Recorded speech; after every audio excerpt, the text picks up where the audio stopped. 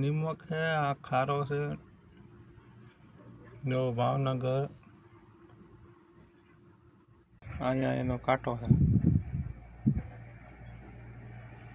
હું મારી ગાડીમાં છું, ત્યાં નિમક ભરાય છે.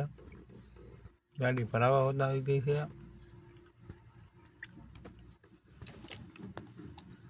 એક ગાડી ભરાઈને આમ પડી છે રોડે. અહીંથી રોડ હાઈવે રોડ ભાવનગર